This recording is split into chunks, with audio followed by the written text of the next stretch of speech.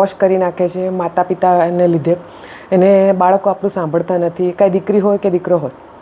એટલે પોતાના બાળકોનું મોબાઈલ પણ ચેક કરતું રહેવાનું અને એમને મોબાઈલથી થોડું દૂર રાખો તો સારું, કારણ કે એજ્યુકેશનનો સમય છે, સમય જાય તો પાછું નથી આવતું.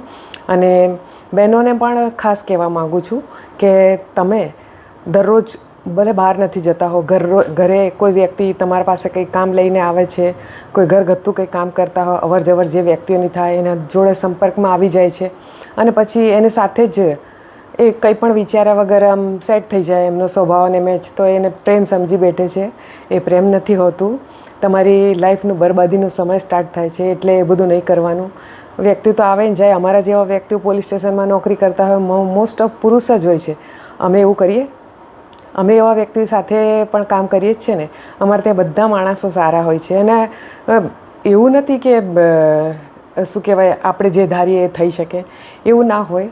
અને અન્ય વ્યક્તિ ઉપર વિશ્વાસ નહીં કરવાનો. બહેનોને ખાસ કરીને કહું છું કે તમે ઓનલાઈન કોઈને વિડીયો અને ફોટા તમારા શેર નહીં કરો. એ તમને ફોટા અને વિડીયો લઈને પછી તમને બ્લેકમેલ કરશે. તમારા પરિવારમાં, સમાજમાં તમારી બદનામી થશે. એ બધું બહુ જ લાંબુ વિચાર કરીને જ આગળ સ્ટેપ લેવાનું. અને મહિલાઓને કોઈ હેરાનગતિ કરતું હોય તો એના માટે 181 હેલ્પલાઇન છે. એ બેન દીકરીઓ કે સિનિયર સિટીઝન બધા એ હેલ્પલાઇનનો ઉપયોગ કરી શકે છે. આખા ગુજરાતની અંદર 181 હેલ્પલાઇન છે. અને જેને ઘરમાં કોઈ ઘરેલું હિંસા થતી હોય તો આજુબાજુવાળા એવી પોલીસ સ્ટેશન જાણ કરી શકે છે. અને 1098 છે, ચાઇલ્ડ હેલ્પલાઇન નંબર છે. અને 1930 છે. એ સાયબરનો ફ્રોડ થયો હોય કે લેડીઝોને બ્લેકમેલ કરતો હોય, ફોટા વિડીયો અને બધું શેર કરી દઈશું, ધમકી આપે છે, હું બદનામ કરી દઈશ, એના માટે એ નંબરનો ઉપયોગ કરી શકે છે. સ્થાનિક પોલીસ સ્ટેશનની અંદર એ લોકો ફરિયાદ પણ કરી શકે છે. અને બહેનો માટે ખાસ કરીને હું કહેવા માગું છું, અત્યારે ઘરની અંદર ઘરકંકાસને બધું બહુ થાય છે. મહિલા પોલીસ સ્ટેશનની અંદર ગુનાઓનો વધારો થતો જાય છે. સહનશક્તિ ઘટી ગઈ છે, એટલે ઉપાધિ વધી ગઈ છે. સહન કરવાની બી હદ હોય એ વસ્તુ બરાબર છે, પણ નાની નાની મેટરોની અંદર આપણે પોલીસ સ્ટેશન પહોંચી જવું એ યોગ્ય નથી. એમ ખરેખર જે દીકરીઓ, બેન દીકરીઓ દુઃખ ઉઠાવે છે, કોઈ દિવસ પોલીસ સ્ટેશન નહીં જતી, પણ કાયદાનો દુરુપયોગ અમુક લેડીઝો કરતી હોય છે.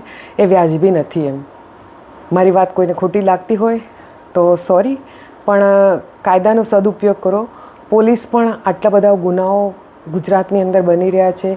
ગુજરાતમાં ગુનાઓનું પ્રમાણ બી ઓછું થયું છે. અને પોલીસ એવા ગંભીર ગુનાઓની અંદર બિઝી હોય છે.